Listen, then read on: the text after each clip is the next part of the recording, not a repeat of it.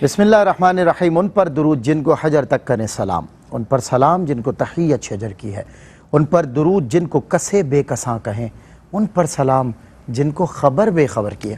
معزز ناظرین اکرام، السلام علیکم ورحمۃ اللہ وبرکاتہ۔ میں ہوں آپ کا میزبان سید سلمان گل۔ پروگرام روشنی میں آپ کا خیر مقدم ہے۔ آج ہم بات کریں گے سیرت النبی اور ہم۔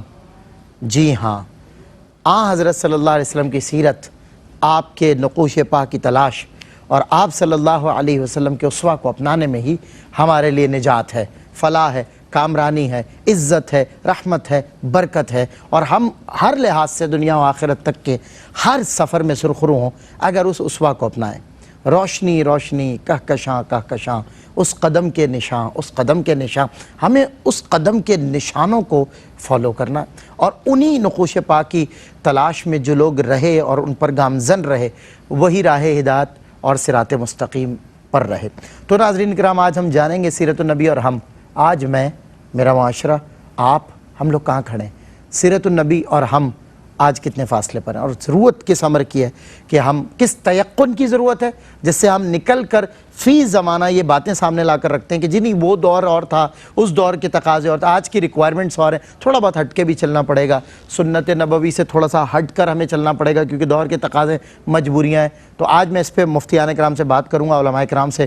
ایک ہمارے آپ کے ہر دل عزیز عالم، دنیا بھر میں ماشاءاللہ ان حضرات کو لوگ جانتے ہیں، بڑی محبت کرتے ہیں، میرے سب سے پسندیدہ عالم مفتی محمد سہیل رضا امجدی صاحب تشریف فرما ہوئے ہیں۔ السلام علیکم ورحمۃ اللہ۔ السلام ورحمۃ اللہ وبرکاتہ۔ اور میرے اور مصعب دونوں کے ماشاءاللہ پسندیدہ جناب ڈاکٹر محمد احمد قاضی صاحب تشریف فرما ہوئے ہیں۔ السلام علیکم ورحمۃ اللہ۔ ڈاکٹر صاحب، آج ہم آغاز کر رہے ہیں مفتی صاحب سے انشاءاللہ میں بنیادی طور پہ ایک سوال کے سیرت النبی کی مصعب ظاہر امپورٹنس تو ایسا تو نہیں ہے کہ دور بدلے گا تو یہ تو آپ فرماتے ہیں نا، ابدی اسوہ ہے، ابدی پیغام ہے، رسول اللہ کے بعد خاتم النبیین، اب تو مطلب قیامت تک اب وہی اسوہ چلے گا۔ اس کی اہمیت کو آج کے دور میں کیسے دیکھتے ہیں، اور ویسے بھی جرنل اس کی امپورٹنس کیا ہے؟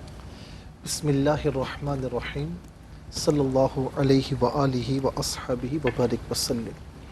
دیکھیں، اسوہ یا سیرت نبی صلی اللہ علیہ وسلم پر جو ہم بات کر رہے ہیں، تو اس پر بنیادی طور پر کچھ چیزوں کا سمجھنا انتہائی ضروری ہے، انتہائی اہم ہے۔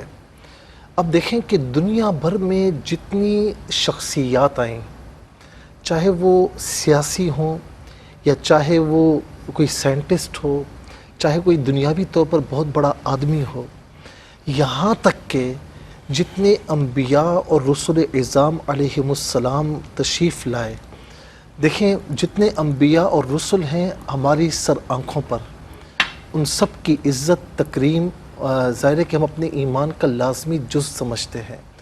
لیکن آپ یہ دیکھیں کہ کسی کی بھی سیرت، یعنی مکمل سیرت تاریخ میں درج نہیں ہے۔ زندگی کا ایک پہلو درج ہے، دوسرا پہلو درج نہیں ہے، ایک رخ درج ہے، دوسرا رخ درج۔ یہاں تک کہ آپ دیکھیں کہ عیسیٰ علیہ السلام کی تقوی، پرہیزگاری ساری درج ہے، لیکن آپ کا یعنی زندگی کے معاشی پہلو یا ازدواجی پہلو وہ ہمیں نظر نہیں آتے، اس لیے کہ آپ نے شادی نہیں فرمائی۔ لیکن واحد شخصیت اگر کوئی کائنات میں ہے کہ پیدائش سے لے کر، یعنی آمد مبارکہ سے لے کر وصال ظاہری تک، زندگی کا کوئی پہلو ایسا نہیں ہے کہ جو درج نہ ہوا۔ اللہ اکبر، یعنی گھر کی زندگی بھی، گھریلو زندگی بھی درج، خلوت کی زندگی ہو یا جلوت کی زندگی مبارکہ ہو، ایک ایک پہلو، ایک ایک لمحہ حضور نبی کریم صلی اللہ تعالیٰ علیہ وسلم کا تاریخ میں، روایات میں سیرت نگاروں نے درج کیا ہے۔ اللہ اکبر، کوئی لمحہ پوشیدہ نہیں ہے۔ سبحان اللہ، ٹھیک ہے نا؟ کیونکہ گھر کی باتیں تو ام المومنین سے مل جاتی ہیں۔ کیوں ایسا ہے؟ اس کی وجہ ہمیں سمجھنی چاہیے، اس لیے کہ جس کے اقوال شریعت بن رہے ہوں، جس کے افعال سنت بن رہے ہوں، سبحان اللہ، اور جس کی ادائیں جو ہے وہ سیرت بن رہی ہوں، تو ظاہر ہے کہ اس کی زندگی کا ہر پہلو ضرورت اس امر کی ہے کہ اللہ رب العالمین سامنے لائے، بہت اچھی بات، اور کوئی پہلو پوشیدہ نہ رہے۔ اسی لیے کائنات میں واحد حضور نبی کریم علیہ السلام ہیں کہ اس دنیا میں بسنے والے جتنے انسان ہیں، جس اعتبار سے چاہیں حضور نبی کریم علیہ السلام کی پیروی کر سکتے ہیں۔ فقیر چاہے وہ بھی کر سکتا ہے، صحیح بات، بادشاہ چاہے وہ بھی کر سکتا ہے، واہ استاد چاہے وہ بھی کر سکتا ہے۔ واہ واہ واہ۔ یہ تمام پہلو حضور نبی کریم علیہ السلام کی سیرت مقدسہ میں، کامیاب بزنس مین چاہے وہ بھی پیروی کر سکتا ہے۔ واہ۔ پیروی کسے کہتے ہیں، اسوہ کسے کہتے ہیں؟ یاد رہے کہ اسوہ کہتے ہیں عمل کے لیے جو نمونہ ہو، عمل کے لیے نمونہ، رول ماڈل، یعنی انسان جس کی پیروی کرتا ہے نا، پیروی کرتے ہوئے جس راستے پر چلتا ہے اس راستے کو اسوہ کہا جاتا ہے، اس طریقے کو اسوہ کہا جاتا ہے۔ واہ۔ اور یہاں پر یہ بھی سمجھنا ضروری ہے کہ دین اسلام کی جو بنیاد ہے دو چیزوں پر ہے، قرآن پر اور سنت پر، یعنی حدیث پاک کہہ لیں یا سنت ہے۔ اچھا، مزے کی بات یہ ہے کہ قرآن کلام الہی ہے، لیکن ہم تک پہنچا ہے زبان مصطفیٰ صلی اللہ علیہ وسلم سے، صلی اللہ علیہ اور جو سنت مصطفیٰ صلی اللہ علیہ وسلم ہے یا حدیث مصطفیٰ صلی اللہ علیہ وسلم ہے، تو وہ کلام الہی کا منشا بھی ہے اور مقتضا بھی ہے۔ بے شک، ٹھیک ہے نا؟ کلام الہی جو چاہتا ہے وہ سیرت مصطفیٰ میں ہے۔ واہ۔ تو پھر ہمیں یہ کہنا پڑے گا کہ دین اسلام کا محور و مرکز اگر کوئی ہے تو وہ حضور نبی کریم صلی اللہ تعالی علیہ وسلم کی ذات کریمہ ہے۔ دین اسلام کا جو پورا وجود ہے وہ حضور نبی کریم علیہ السلام کی ذات گرامی سے محقق ہوتا ہے اور ثابت ہوتا ہے۔ تو اگر حضور نبی کریم علیہ السلام کی ذات گرامی کو ہٹا دیا جائے، کوئی کہے کہ میں فلاں رسول کو مانتا ہوں، فلاں نبی کو مانتا ہوں، تو وہ ان کو مانتا ہوگا، لیکن بجز اس کے کہ وہ حضور نبی کریم علیہ السلام کو مانے تبھی مسلمان کہلائے گا، ورنہ وہ اسلام کے دائرے میں نہیں آ سکتا۔ کیا بات ہے مفتی صاحب، واہ، بہت خوب بہت خوب بہت خوب، ماشاءاللہ۔ میں سیرت النبی کے حوالے سے مفتی صاحب ایک بار ڈاکٹر صاحب سے یہ پوچھنا چاہوں گا کہ کوئی بھی حالات ہوں، کتنی بھی ہرڈلز ہوں، کتنی بھی ڈیفیکلٹیز ہوں، ڈیفینیٹلی اس وقت کی جو ہرڈلز ہیں، جو صحابہ کرام نے، آپ کے رفقا نے، یہ جانثار حضور کے جو تھے، یہ پوری جماعت صحابہ، ایک ایک صحابی، تو ان لوگوں نے تو کیسی کیسی مشکلات دیکھی ہیں، کیسی کیسی سچویشنز دیکھی ہیں زندگی میں، معمولات زندگی میں، پورے قبیلے کا چھوڑ دینا، گھر والے چھوڑ دیتے تھے، رشتہ دار لا تعلقی، ان سے کاروبار چھین لیا جاتا تھا، نام و نسب چھین لیا جاتا تھا، مگر جیسے بھی حالات ہوں یا نارمل سچویشن بھی، انہوں نے باہر طور سیرت النبی صلی اللہ علیہ وسلم کو نہیں چھوڑا، کیونکہ انہیں یہ پتا تھا کہ ہماری نجات اور کامیابی حضور کی سیرت پر عمل پیرا ہونے میں ہی ہے۔ ڈاکٹر صاحب کیا فرماتے ہیں اس حوالے سے، کون سا تیقن ہے جو صحابہ کرام کے ساتھ چلتا تھا؟ اعوذ باللہ من الشیطان الرجیم، بسم اللہ الرحمن الرحیم، مولایا صلی وسلم دائما ابدا علی حبیبک خیر الخلق کلہم، یا رب بالمصطفیٰ بلغ مقاصدنا واغفر لنا ما مضى یا واسع الکرم۔ حضور کریم صلی اللہ علیہ وسلم کی ذات گرامی ایسی ہے کہ کوئی شخص ان سے محبت کیے بغیر رہ ہی نہیں سکتا، بالکل صحیح بات، اور جو رہ جائے وہ ملت کفریہ پہ اور منافقہ پر ہے، اللہ اللہ، سیدھی سی بات ہے۔ لازم ہے نا محبت تو ان کی، فرض ہے۔ جیسے کہ قبلہ ہمارے علامہ امجدی بھائی نے جس طریقے سے گفتگو میں فرمایا ہے کہ حضور کریم صلی اللہ علیہ وسلم کی ذات گرامی محور ہے، مرکز ہے، اگر آپ ہٹا دیں تو ساری انسانیت بکھر جاتی ہے۔ جو گفتگو تھی اس کا محاصل یہی ہے۔ اصل میں انسان اپنی جان کب دیتا ہے؟ جب کچھ دیکھے، صحیح، جب محبوب و محب کا معاملہ ہوتا ہے تو اس میں محبت اس سے کی جاتی ہے جو محبت کے لائق ہوتا ہے، بالکل صحیح، اور حضور کریم صلی اللہ علیہ وسلم کی شخصیت ہر اعتبار سے مکمل تھی۔ صحیح، لقد کان لکم فی رسول اللہ اسوۃ حسنہ، بے شک، اور یہ اسوہ حسنہ ہے کیا؟ علماء نے بہت کچھ لکھا، احادیث میں بہت کچھ موجود ہے۔ کوئی کہتا ہے کہ کسی ماں نے تو ایسے بچے کو جنم ہی نہیں دیا کہ جو سیرت و خصال کی وجہ سے معروف ہو اور صادق و امین دشمن بھی کہہ رہے ہوں، بالکل صحیح، اور کوئی یہ کہتا ہے کہ حضور کی ذات گرامی ایسی ہے کہ اگر انہیں نہ دیکھیں تو ہمیں سکون نہ آتا ہے، اور کوئی صحابی یہ کہتا ہے کہ ہمیں اپنی زندگیاں نثار کر کے حضور کی ذات پر ایسا لگتا ہے کہ ہمیں پھر زندگی ملے۔ اس لیے تو حضور فرماتے ہیں نا کہ کوئی شخص واپس نہیں آنا چاہتا مرنے کے بعد، لیکن شہید یہ خواہش کرتا ہے کہ بار بار واپس جائے، کہ وہ اپنی جان نثار کرے۔ تو نثار کیوں کرتا ہے؟ کہ وہ دین اسلام کو جانتا ہے چہرے مصطفیٰ کی وجہ سے۔ سبحان اللہ۔ تو حضور کی صفات کاملہ میں جو چیز نظر آتی ہے وہ یہ نظر آتی ہے کہ حضور جب گفتگو کریں تو وما ینطق عن الہویٰ ان ہوا الا وحی یوحیٰ کی تفسیر ہے۔ خدا جو فرماتا ہے وہ رسول کریم کی زبان فیض سے نکلتا ہے اور لوگوں تک پہنچتا ہے۔ حضور جو عمل کرتے ہیں، دیکھیے وہ معاشرہ جس کو آپ آج اور ہم بیٹھ کر 1450 سال بعد پڑھتے اور دیکھتے ہیں، اس طرح کا جاہل معاشرہ نہیں تھا کہ ان میں علم نہ ہو۔ صحیح، وہاں بڑے بڑے نابغہ زبیانی، زہیر ابن ابی سلمہ، امراء القیس جیسے لوگ موجود تھے جنہوں نے شاعری کے اندر شیکسپیئر اور غالب سے کہیں زیادہ بلند اشعار کہے ہیں. اللہ. اور اگر فصاحت و بلاغت کی بات ہو تو ابو جہل کو آپ ابو جہل اس وجہ سے نہیں کہتے کہ وہ جاہل تھا. فصاحت و بلاغت میں معاشرے کا بہت مضبوط رکن تھا, لیکن وہ جانتا تھا کہ یہ شخص اگر ذرا سا اس کی بات کو مان لیا جائے تو ہمارے جو اپنے تراشیدہ اسنام ہیں وہ برباد ہو جائیں گے. بالکل صحیح. تو اپنی اشرافیہ کو یا ایلیٹ کلاس کو سنبھالنے کے لیے انہوں نے کیا کہ معاشرے پر تسلط قائم رہے. تو حضور کا کردار زبان میں, گفتار میں, اخلاق میں, معاشی معاملات میں, بزنس میں اور سماجی تعلقات میں, بچیوں کے ساتھ, گھر کے اندر بیوی کے ساتھ اور معاشرتی اقدار میں کس طریقے سے رہنا ہے, کپڑا کیسے پہننا ہے اور کعبے کو کعبہ کیسے سمجھنا ہے اور انسان کو انسانیت کے ساتھ کیسے پکار کر رب سے جوڑنا ہے. جب یہ سب مل جائے تو لقد کان لکم فی رسول اللہ اسوۃ حسنہ کی عملی تعبیر مکے میں نظر آتی ہے, جس کو برکت والا شہر کہا جاتا ہے. کیا بات ہے. میں ڈاکٹر صاحب, مفتی صاحب, آپ دونوں حضرات کی توجہ اور ناظرین کی بھی, کہ جب بھی کہیں ایک محبوب ہو اور محب دو ہوں, مثال کے طور پہ ڈاکٹر صاحب اور میں دونوں مفتی صاحب سے محبت کرتے ہیں, تو ہم دونوں آپس میں رقیب کہلائیں گے. ایک ہی محب ہے اور محبوب دو ہیں, رقیب ہوتے ہیں. پھر رسوم عشق کا یہ ظاہر ہے ایک وہ نتیجہ ہے. مگر ایک شخص نے حضور کے صحابہ کو دیکھا اور اتنا متاثر ہوا اور اس نے ایک قطعہ لکھا کہ رسوم عشق میں عاشق رقیب ہوتے ہیں مگر حضور کے عاشق حبیب ہوتے ہیں. خدا کی ذات پہ اکثر ہے متفق لیکن کسی کسی کو محمد نصیب ہوتے ہیں. بریک کے بعد ہوتی ہے آپ سے ملاقات. ویلکم بیک ناظرین, آپ کا خیر مقدم ایک مرتبہ پھر پروگرام روشنی میں سیرت النبی اور ہم. آج ہمارا موضوع ہے, اور جب بات ہوتی ہے ہم تو ڈیفینیٹلی وی آل, اور ہم سب کے سب ظاہر ہے اس معاشرے میں بستے ہیں اور اس نبی کے نام لیوا ہیں, ان کے گیت گاتے ہیں.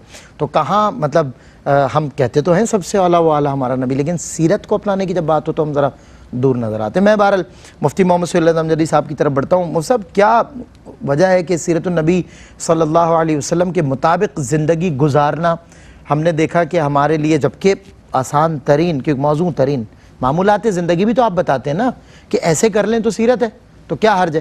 تو کیا وجہ ہے کہ ہم مسنون طریقوں کو چھوڑ کر اور دوسرے طریقے اسمارٹ ویز کا نام دے کے اختیار کرتے ہیں؟ نہیں جی وہ ذرا یہ تھا اور یہ ذرا یوں ہے, اور پھر بعض اوقات تو ٹرینڈنگ کی استغفر اللہ باتیں ہوتی ہیں. کیا وجہ ہے کہ مسنون طریقے ہم چھوڑ کر ہم جو ہے دوسرے طریقوں پہ جاتے ہیں, جبکہ ہمیں پتہ ہے کہ عام معمولات زندگی میں بھی اس صبح کو چھوڑ کر غیر مسنون طریقہ ہمارے لیے ٹھیک نہیں ہوگا؟ دیکھیں قبلہ ڈاکٹر صاحب نے بڑی جاندار باتیں اور پیاری باتیں ارشاد فرمائیں, اور میں یہاں پر خاص طور پر جو ہمارا نوجوان طبقہ ہے نا, جو دین سے اور حضور نبی کریم علیہ السلام کی پیروی سے دور ہے, تو میں اجمالاً جلدی کچھ باتیں عرض کروں گا اور پھر اس کے بعد میں اس بات پر بھی آؤں گا. دیکھیں میں نے جس طرح عرض کیا کہ حضور نبی کریم علیہ السلام کی ذات کریمہ کو دیکھا جائے تو آقا علیہ السلام صداقت اور حقانیت اسلام کی دلیل اتم ہے. واہ, ٹھیک ہے نا. واہ, بے شک. جب آپ نے اسلام کی دعوت دی تو کفار نے کہا کہ اسلام کی حقانیت کیا ہے, تو آپ نے کیا فرمایا؟ فقد لبثت فیکم عمرا من قبلی. مجھے دیکھو, میں نے تمہارے درمیان زندگی کا ایک حصہ گزار دیا ہے. 40 برس دیکھ لو. انگلی اٹھانی تو اٹھاؤ, کردار پر کوئی انگلی اٹھا نہ سکا. کیا بات. آپ کے کردار کو دیکھ کر لوگ جوق در جوق مسلمان ہوئے.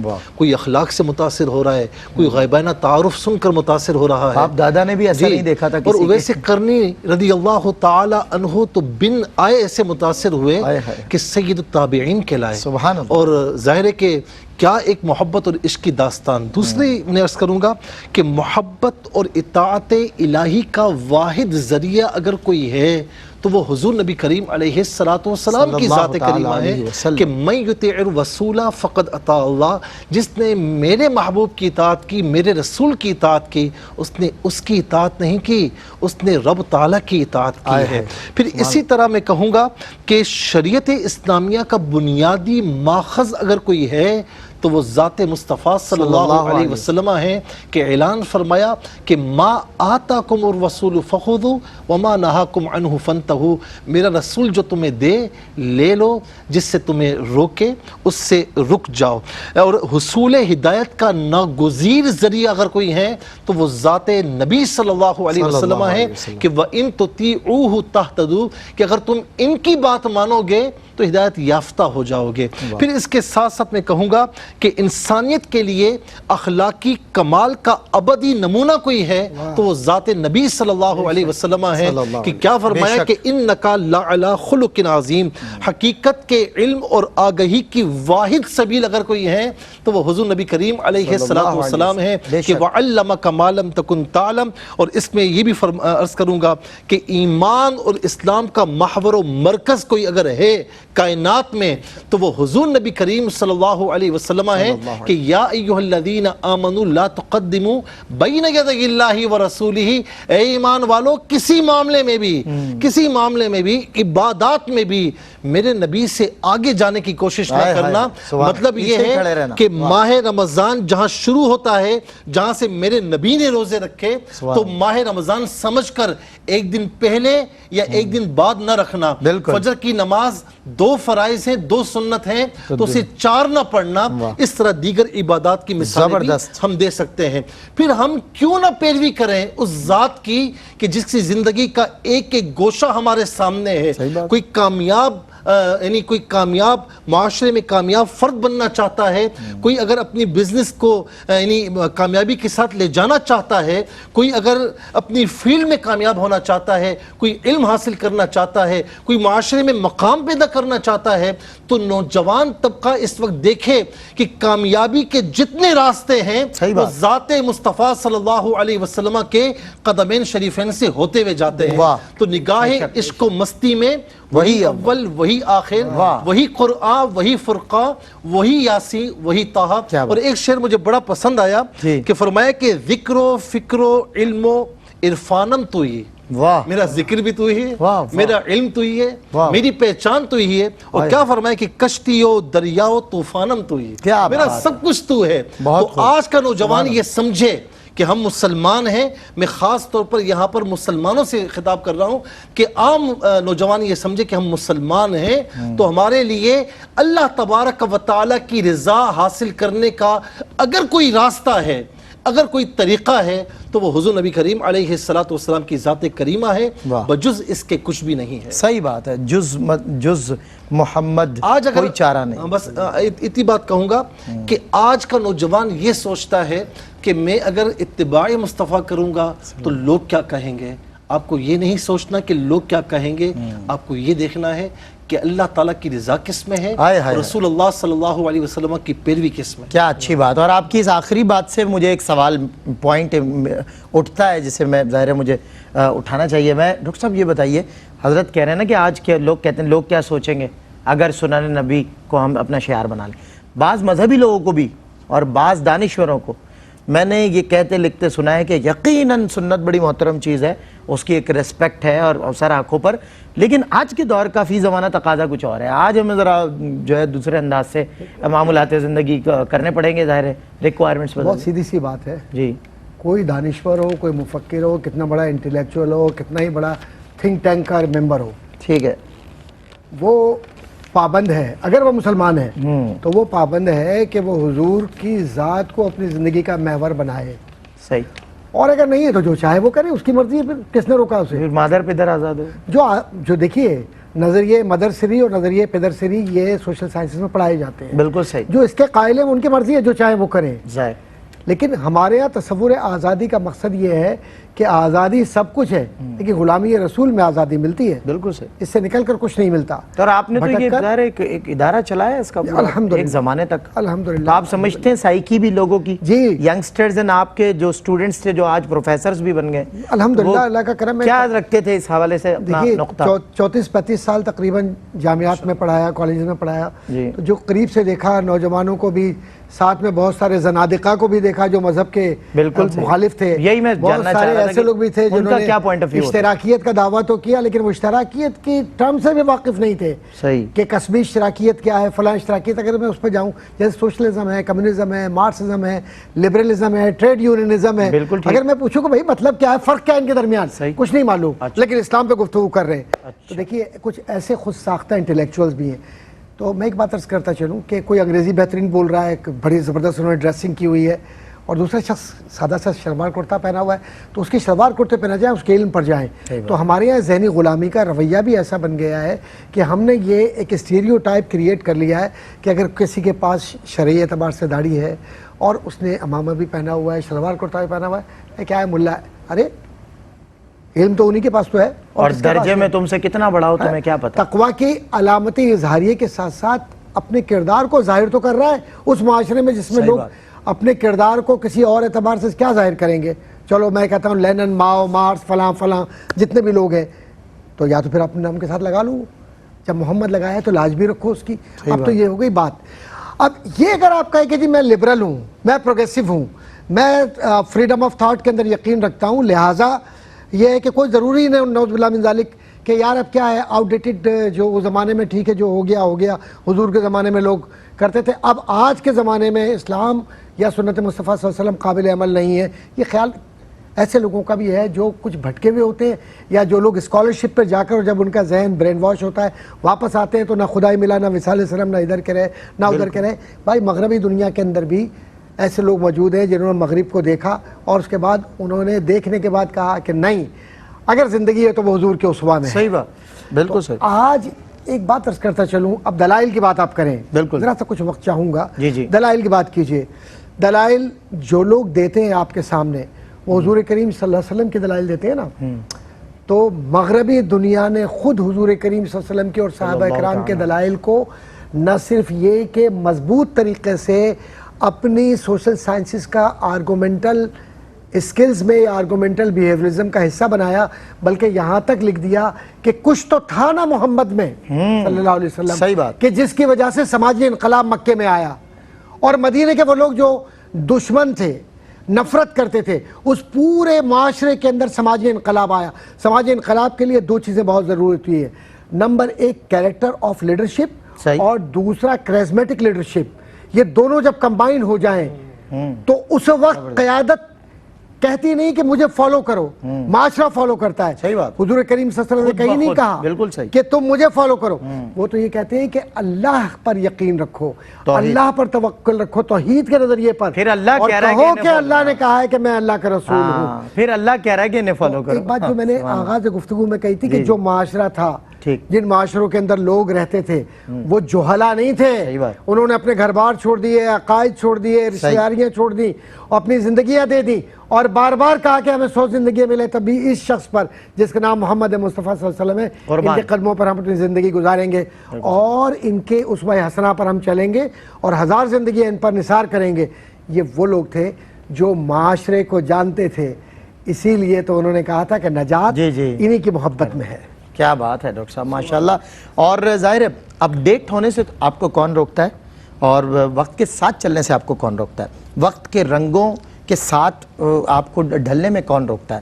بات یہ ہے کہ آپ کا لباس کچھ بھی ہے، آپ کا سٹائل کچھ بھی ہے، لیکن آپ اپنے آپ کو اس دائرے میں رکھیں کہ جو آپ کی تہذیب کا بھی عکاس ہو اور آپ کے دین کا بھی عکاس ہو. میں سمجھتا ہوں سب سے بہترین طریقہ یہی ہے جو سیرت النبی صلی اللہ علیہ وسلم آپ کے معمولات زندگی میں نظر آئے. آپ کا کلچر آپ کی ریاست سے ریپریزنٹ ہو رہا ہو مگر آپ کا دین آپ کی ذات سے ریپریزنٹ ہو رہا ہو. بریک کے بعد ہوتی ہے ملاقات. خوش آمدید ایک مرتبہ پھر آپ کے خیر مقدم پروگرام روشنی میں سیرت النبی اور ہم. ظاہر ہے ہم تو بالکل ساتھ ساتھ چلنے والے لوگ تھے. ابھی آج بہت خوبصورت مفتی محمد صلی اللہ علیہ صاحب اور پروفیسر ڈاکٹر محمد احمد قاضی صاحب گفتگو فرما رہے تھے. مفتی صاحب ایک بات اور میرے ذہن میں کہ اگر آج کا نوجوان، دیکھیں آپ ظاہر ترغیب تو آپ نے بہترین دلائی ہے، آج کا نوجوان اگر سیرت کو اپنانا چاہتا ہے، اڈیپٹ کرنا چاہتا ہے تو وہ مطالعہ سیرت کس طرح کرے. آج فزیکلی تو رسول اللہ ہمارے سامنے نہیں ہے لیکن کس طرح وہ اس پر آئے، اس ٹریک پر دوبارہ بڑے دور ہو گئے. دیکھیں نمبر ایک بات یہ سوچے کہ دنیا بھر میں جتنی بھی مشہور شخصیات ظاہر ہوئیں ان سب میں آپ دیکھیں کہ کہیں نہ ہمیں کمی ملے گی، جو میں نے ابتداء عرض کی. اچھا خاص طور پر ایک اور نقطہ میں اٹھاؤں گا قبلہ ڈاکٹر صاحب، کہ کسی کے ساتھیوں میں کمی ملے گی صحیح، یا کسی کے گھر والوں میں کمی ملے گی. ایسا ہی ہے. حضور نبی کریم صلی اللہ علیہ وسلم وہ دلیل اتم ہے کہ جس نے ایمان کی حالت میں آپ کو دیکھا وہ صحابی کہلایا. واہ. اور جو آپ کے گھر والے ہیں آپ کی آل اولاد وہ اہل بیت اطہار کہلائے. سبحان اللہ. صحابہ کے لیے کیا فرمایا کہ اصحابی کن نجوم، یہ ستاروں کی مانند ہے، جو بھی جس کی پیروی کرو گے ہدایت یافتہ ہو جاؤ گے. انشاءاللہ، بالکل. یہاں اہل بیت اطہار کے لیے فرمایا کہ سفینہ نوح کی مثل ہیں، جو سوار ہوا کامیاب ہو گیا، واہ واہ. جو رہ گیا وہ ناکام. یعنی اللہ رب العالمین نے اپنے محبوب کو اتنا پاکیزہ رکھا کہ جو جڑ کہ گیا. آپ کے یعنی جو آپ کے ساتھ نسبی اعتبار سے جڑا، جو آپ کے ساتھ جو ہے وہ محبت کے ساتھ جڑا، اللہ رب العالمین نے ان کو بھی پاکیزگی عطا فرمائی. یہاں تک کہ جن پیٹھوں سے ہوتے ہوئے آئے، اللہ رب العالمین نے ان کی بھی حفاظت فرمائی، ان کو بھی پاکیزگی عطا فرمائی، پاکیزہ رکھا. ہر اعتبار سے جامع اور مانع اگر پاکیزگیت کسی میں ہے، کسی میں اگر جامعیت ہے، تو وہ حضور نبی کریم علیہ السلام کی ذات کریمہ ہے. اور ہمارے نوجوان کو یہ سمجھنا ہوگا کہ حضور نبی کریم علیہ السلام کی سیرت کو پڑھنا اور اس پر عمل کرنا، یہ ہماری دینی ضرورت بھی ہے، ہماری تاریخی ضرورت بھی ہے، ہماری علمی اور ثقافتی ضرورت بھی ہے، ہماری عصری اور بین الاقوامی ضرورت بھی ہے، نظریاتی اور انقلابی ضرورت بھی ہے. اور اگر سائنس کے اعتبار سے دیکھیں، جس اعتبار سے دیکھیں، دور جدید کے اعتبار سے، ہر اعتبار سے ضروری ہے کہ ہم سیرت مصطفیٰ کو پڑھیں. اچھا، مسئلہ یہ ہے کہ ہمارا آج کا نوجوان سیرت پڑھتا نہیں اور دین سے دور ہوتا چلا جاتا ہے. یہاں تک کہ جتنا دور ہوتا ہے شیطان اس پر حملے کرتا ہے. بالآخر دین اس کے ذہن سے نکلا ہوا ہوتا ہے، دین بیزار ہوتا ہے، تو تنگ آ کر تو دین کے خلاف کچھ نہیں کہتا، اہل دین کو پکڑ لیتا ہے، ان کے خلاف کہتا ہے کہ یہ ایسے ہوتے ہیں، یہ ایسے ہوتے ہیں، یہ ایسے ہوتے ہیں. تو ہم سمجھ جاتے ہیں کہ یار وہ اپنی انٹرنل وائلنس سائیکو کہیں نکال رہا ہے. ٹھیک ہے نا؟ تو آپ کو سائیکو ہونے کی ضرورت نہیں ہے. سائیکو وہ ہوتے ہیں، نفسیاتی مریض وہ بنتے ہیں کہ جن کے پاس اپنا کچھ نہیں ہوتا، دوسروں کو دیکھتے ہیں کہ وہ کیا کر رہے ہیں. ہم مسلمان ہیں، ہمارے پاس اپنی تہذیب ہے. علامہ اقبال دنیا گھومے نا تو کیا کہا کہ خیرہ نہ کر سکا مجھے جلوائے دانش فرہنگ. آخر میں کیا فرماتے ہیں؟ یہ ضرورت ہے کہ سرما ہے میری آنکھ کا، خاک مدینہ و نجف. یہ ذرا آنکھیں بدلنے کی ضرورت ہے، یہ چشمے بدلنے کی ضرورت ہے. یہ بدل لیجئے، آپ کو دین اسلام سے بڑی محبت ہوگی. اور سیرت مصطفیٰ میں اتنی جاذبیت ہے کہ میں آج کے نوجوان سے کہوں گا نا کہ آپ آغاز سے پڑھنا شروع کریں دل کے ساتھ. اگر آپ نے آخر سے پہلے چھوڑ دیا، یہ ہو نہیں سکتا. آپ سیرت مصطفیٰ آخر تک پڑھیں گے. کیا بات ہے مفتی صاحب. اور میں سیرت النبی صلی اللہ علیہ وسلم، اپنی ریاست کے ظاہر بہت بڑے بڑے ائمہ، بہت بڑے بڑے علماء اور بہت بڑی بڑی شخصیات گزری ہیں، لیکن کل ہی میرے ایک دوست سے بات ہو رہی تھی، وہ کینیڈا میں اس وقت، انہوں نے مجھ سے کہا کہ ایسا نہیں ہے کہ سیرت النبی صلی اللہ علیہ وسلم آج جو لوگ کہتے ہیں کہ آؤٹ ڈیٹڈ اور تقاضے دور کے کچھ اور غلط کہتے ہیں. ہم نے سیرت النبی، میں آپ کی اجازت سے نام لے رہا ہوں، قائد ملت اسلامیہ علامہ شاہ احمد نورانی رحمۃ اللہ تعالیٰ علیہ کو اس سیرت پہ چلتے ہوئے دیکھا. دنیا میں آپ جہاں سے بھی گزریں گے آپ کو ان کے کام نظر آئیں گے، ان کی نشانی. سیرت النبی سے اللہ رب العزت نے ان کی مدد بھی فرمائی اور دین کی انہوں نے خدمت بھی. وہ قوم کبھی کامیاب نہیں ہوتی جو دوسروں کی ثقافت اپناتی ہے. صحیح بات. وہی قوم کامیاب ہوتی ہے جو اپنی ثقافت اپناتی ہے. کیا بات ہے. اور دوسروں نے پھر اس ثقافت کو اپنایا، اور ظاہر ہے آپ لوگ نمائندے بن کے دنیا بھر میں دین کی خدمت کے لیے جاتے ہیں. اللہ تعالیٰ آپ کی حفاظت فرمائے. میں پروفیسر ڈاکٹر محمد احمد قادری صاحب، سیرت النبی اور ہم کنکلوڈ کرتا ہوں آج کے موضوع کو آپ کی زبان سے، اور پیغام کیا دیں گے آپ اپنے دیکھنے والوں کو آج؟ بہت سادہ سی بات ہے کہ ہمیں مروب ہونے کی ضرورت نہیں ہے، کیونکہ ظاہری طور پر معاشروں نے جو اپنے اپنے قد بڑھائے ہیں وہ قد خود ساختہ ہے، لیکن جو قد ہمیں ملا ہے سیرت کی صورت میں وہ رب کا بنایا ہوا ہے. بالکل صحیح. جس سے بڑا قد کوئی نہیں ہے، کوئی نہیں. اور ایسا قد ہے کہ جس کا سایہ نہیں، لیکن کائنات پر اس کا حصر ہے، اور کائنات کو اس نے اپنے رحمتوں میں سمویا ہوا ہے. وما ارسلناک الا رحمۃ للعالمین کہہ کر اللہ تبارک و تعالیٰ نے یہ بتلا دیا کہ یہ وہ رحمت کاملہ ہے کہ جو ان سے وابستہ ہو گیا تو شعر میں یوں کہیں کہ بھٹک کر خدا جانے جاتے کہاں، بھٹک کر خدا جانے جاتے کہاں، نہ ہوتا اگر ان کا نقش قدم. تو نقش قدم کی پیروی کیجئے، پورے وجود کو سیرت مصطفیٰ صلی اللہ علیہ وسلم میں ڈھالنے کی کوشش کیجئے. پھر کوئی سبب نہیں ہے کہ آپ چاہے ظاہری دنیا سے چلے بھی جائیں لیکن آپ کی مثال معاشرے میں موجود نہ ہو. تو کردار سازی پر توجہ دیجیے، اپنی اولادوں کو حضور کی محبت سکھلائیے، نمازیں کیسے حضور پڑھتے تھے، صحابہ پڑھا کرتے تھے، اس طرح سے پڑھیے، خوب نعتیں پڑھیے، خوب درود و سلام، خوب محافل اور روحانیت کے اندر اپنے آپ کو اس طریقے سے مستغرق کر دیں کہ معاشرہ اس بات کا محتاج ہو کہ وہ آپ کی مثال دے کر یہ کہے کہ یہ سرکار کا صحیح معنوں میں محبت کرنے والا ہے۔ کیا بات ہے، کیا بات، واہ واہ۔ مجھ کو میرا مسلک تو وراثت میں ملا ہے، ایمان مگر تیری محبت سے ملا ہے۔ یہ تیری محبت کا ہی، جی تیری محبت کا ہی اعزاز ہے مجھ سے، جو شخص ملا ہے وہ محبت سے ملا ہے۔ جی مفتی صاحب، ہم کسی کے گیٹ اپ پر نہ اعتراض کرتے ہیں، نہ ہمیں اعتراض کرنے کا حق ہے۔ بالکل صحیح۔ اور جو کوئی اپنے آپ کو مذہبی کہنے والا اس طرح کرتا ہے تو غلط کرتا ہے، ٹھیک ہے نا۔ ہمیں حضور نبی کریم علیہ السلام نے یہ سکھایا ہے کہ گناہ گاروں سے نفرت نہیں کرنی، گناہوں سے نفرت کرنی ہے، ٹھیک ہے نا۔ گناہ گاروں کو قریب کرنا ہے، آقا علیہ السلام نے قریب کیا ہے، ان کو ہدایت عطا فرمائی۔ اتنا کہوں گا جو آج یہ لے کے کہتے ہیں نا کہ جی یہ دین جو ہے نا یہ ظاہری اعمال کا نام نہیں ہے، بس دل کے اندر ہونا چاہیے، داڑھی دل کے اندر ہونی چاہیے، پردہ دل کے اندر ہونا چاہیے، نمازیں دل کے اندر ہونی چاہیے۔